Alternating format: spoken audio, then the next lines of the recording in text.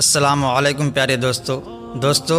بیت المقدس وہ مبارک مقام ہے کہ جس کے ارد گرد اللہ تبارک و تعالیٰ نے بے شمار رحمتیں اور برکتیں رکھی ہیں، اور یہ مقام اس وجہ سے بھی مبارک ہے کہ تمام انبیاء کرام یہاں پر حاضری دی، اور معراج کی رات تمام انبیاء کرام نے حضور اکرم صلی اللہ تعالیٰ علیہ وآلہ وسلم کے ساتھ اسی مقام پر نماز ادا کی، اور اس مقام کو یہ بھی فضیلت حاصل ہے کہ سب سے زیادہ انبیاء کرام یہیں پر مدفون ہیں۔ پیارے دوستو، آج کی اس ویڈیو میں ہم آپ کو بتائیں گے کہ حضرت ابراہیم علیہ السلام کی وفات کے بعد سے لے کر آج تک یہودی مسجد اقصیٰ کو گرانے کے لیے کیوں تلے ہیں، اور مسجد اقصیٰ میں ایسی کون سی چیز دفن ہے کہ جس کو یہودی حاصل کرنا چاہتے ہیں، اور وہ کون سا ایسا مقصد ہے کہ جس کی وجہ سے یہودی جلد از جلد مسجد اقصیٰ پر قبضہ کرنا چاہتے ہیں۔ اور اس کے ساتھ ساتھ آپ کو یہ بھی بتائیں گے کہ حضرت ابراہیم علیہ السلام سے لے کر اب تک کتنی مرتبہ مسجد اقصیٰ کو شہید کیا گیا اور اس کو دوبارہ تعمیر کیا گیا، اور مسلمانوں کے قبلہ اول مسجد اقصیٰ کی تاریخ کیا ہے، اور آج کے دور میں فلسطین میں جو کچھ ہو رہا ہے اس کے پیچھے چھپے حقائق کیا ہیں، اور کیا دجال آنے والا ہے۔ پیارے دوستو، ان تمام تر سوالات کے جوابات قرآن و حدیث کی روشنی میں آج کی اس ویڈیو میں ہم آپ کو بتائیں گے، لہٰذا آپ سے گزارش ہے کہ ہماری اس ویڈیو کو آخر تک ضرور دیکھیے گا۔ پیارے دوستو، بیت المقدس وہ مقام ہے جو تمام بڑے مذاہب کے نزدیک عزت و احترام کا حامل ہے۔ تمام بڑے مذاہب یعنی یہودی، عیسائی اور مسلمان اس کو عزت و احترام کی نظر سے دیکھتے ہیں۔ مسلمانوں کے نزدیک یہ مقام اس لیے اہمیت کا حامل ہے کہ یہ مسلمانوں کا قبلہ اول ہے، اور معراج کی رات حضور اکرم صلی اللہ تعالیٰ علیہ وآلہ وسلم نے اسی مقام پر تمام انبیاء کرام کی امامت فرمائی اور معراج کا سفر شروع کیا۔ اور یہودیوں کے نزدیک یہ مقام اس لیے افضل ہے کہ حضرت ابراہیم علیہ السلام نے اسی مقام پر اپنے بیٹے حضرت اسماعیل علیہ السلام کی قربانی پیش کی تھی، اور اسی مقام پر حضرت ابراہیم علیہ السلام نے ہیکل سلیمانی تعمیر کیا تھا جو کہ بعد میں تباہ ہو گیا۔ اور عیسائیوں کے نزدیک یہ مقام اس لیے اہمیت کا حامل ہے کہ یہاں پر حضرت عیسیٰ علیہ السلام کی پیدائش ہوئی، اور قرب قیامت اسی شہر میں حضرت عیسیٰ علیہ السلام کا نزول ہوگا۔ پیارے دوستو، ہیکل سلیمانی کس طرح تعمیر ہوئی، اس واقعے کا پس منظر کچھ یوں ہے کہ جب حضرت ابراہیم علیہ السلام کی قوم یعنی بنی اسرائیل کو ہدایت نصیب ہوئی تو اللہ تبارک و تعالیٰ نے ان سے خوش ہو کر ان کو تابوت سکینہ عطا فرمایا۔ یہ ایک مقدس صندوق تھا جس کے اندر مختلف انبیاء کرام کے تبرکات تھے، اور مختلف انبیاء کرام کی استعمال کی چیزیں موجود تھیں۔ چونکہ صندوق کے اندر مختلف انبیاء کرام کے تبرکات موجود تھے، اس وجہ سے یہ صندوق بہت ہی بابرکت تھا۔ تابوت سکینہ حاصل ہونے کے بعد یہ قوم ہر میدان میں فتح حاصل کرتی،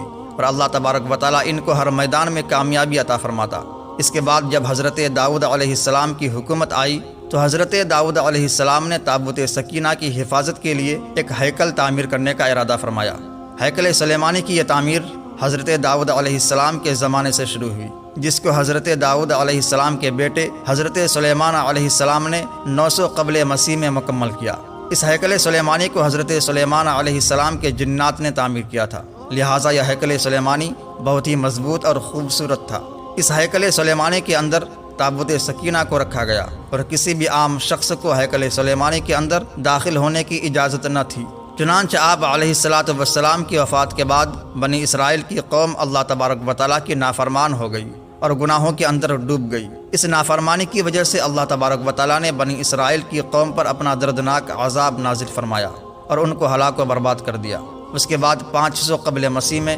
بخت نصر بادشاہ نے یروشلم پر حملہ کیا اور ہیکل سلیمانی کو تباہ و برباد کر دیا۔ اس وقت پورے شہر کے اندر قتل و غارت شروع ہو گئی اور تمام یہودیوں کو قتل عام کر دیا گیا۔ اس جنگ کے بعد جو یہودی بچ گئے وہ بخت نصر بادشاہ کی قید میں آ گئے۔ بخت نصر ایک ظالم اور جابر بادشاہ تھا جس نے پوری دنیا پر حکومت کی، اور یہ کافر بادشاہ تھا۔ آخرکار یہودیوں نے اللہ تبارک و تعالیٰ کی بارگاہ میں توبہ کی اور اللہ تبارک و تعالیٰ سے مدد طلب کی، لہٰذا کچھ عرصے بعد ایک سائرس نامی بادشاہ کی حکومت قائم ہوئی جس نے تمام یہودیوں کو بخت نصر بادشاہ سے آزاد کروایا اور ہیکل سلیمانی کو دوبارہ تعمیر کرنے کی اجازت دی۔ روایات میں آتا ہے کہ اسی جنگ اور قتل و غارت میں تابوت سکینہ گم ہو گیا، اور بعض مورخین کے مطابق تابوت سکینہ کو بخت نصر نے کہیں پر دفن کروا دیا تھا، اور بعض روایات کے مطابق تابوت سکینہ اللہ تبارک و تعالیٰ کے حکم سے غائب ہو گیا۔ اس طرح جب ہیکل سلیمانی کی دوبارہ تعمیر مکمل ہوئی اور یروشلم پر یہودی آباد ہوئے،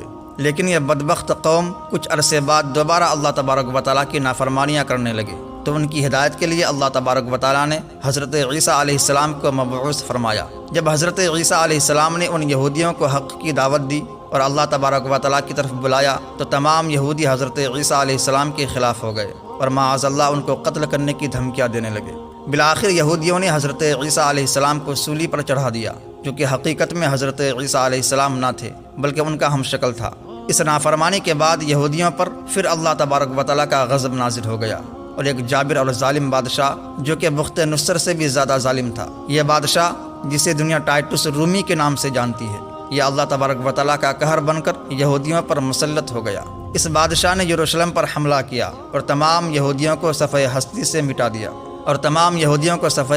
مٹا دیا اور تمام یہودیوں کو کیڑے مکوڑے کی طرح قتل کر دیا، اور جو یہودی اس قتل و غارت سے بچ گئے وہ یروشلم چھوڑ کر کہیں اور چلے گئے۔ اس واقعے کے کئی سالوں بعد جب عرب کے اندر اسلام داخل ہوا اور ہمارے آخری نبی حضرت محمد مصطفیٰ صلی اللہ تعالیٰ علیہ وآلہ وسلم اس دنیا میں تشریف لائے اور آپ صلی اللہ تعالیٰ علیہ وآلہ وسلم کی برکت سے جب اسلام یروشلم تک پہنچا تو حضرت عمر رضی اللہ تعالیٰ عنہ نے اپنی دور خلافت میں اسی جگہ پر مسجد اقصیٰ کی تعمیر کرائی جہاں پر ہیکل سلیمانی تعمیر کیا گیا تھا۔ ہزاروں سال تک یروشلم مسلمانوں کے قبضے میں رہا اور تمام مذاہب کے لیے یروشلم کے دروازے کھلے تھے۔ اس کے بعد زمانہ یوں ہی گزرتا گیا اور بالآخر جب 19ویں صدی شروع ہوئی تو 19ویں صدی کے درمیان میں جب دوسری جنگ عظیم ہوئی تو اس جنگ میں برطانیہ اور امریکہ کے سازش سے مسلمانوں میں ایک نہ ختم ہونے والی جنگ شروع ہو گئی۔ پیارے دوستو، آج یہودی اسی مسجد اقصیٰ کو شہید کر کے یہاں پر ہیکل سلیمانی کو تعمیر کرنا چاہتے ہیں اور تابوت سکینہ کو دوبارہ حاصل کرنا چاہتے ہیں۔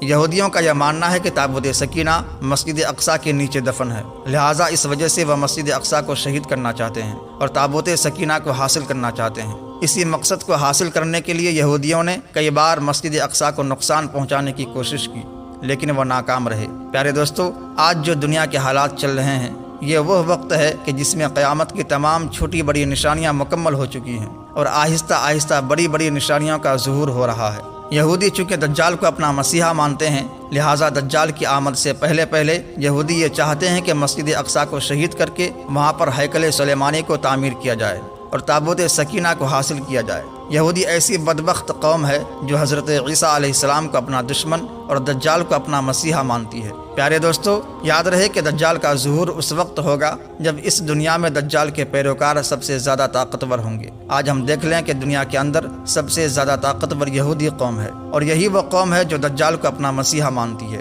لہٰذا اسی وجہ سے یہودی مسلمانوں پر ظلم و ستم کر کے مسلمانوں کو ختم کرنا چاہتے ہیں اور پوری دنیا پر حکومت کرنا چاہتے ہیں۔ لیکن جب یہودیوں کا مسیحا دجال اس دنیا میں آئے گا تو اللہ تبارک و تعالی حضرت عیسیٰ علیہ السلام کو بھیجیں گے۔ حضرت عیسیٰ علیہ السلام تمام یہودیوں کو اور دجال کو نیست و نابود کر دیں گے اور ان کو صفحہ ہستی سے مٹا دیں گے۔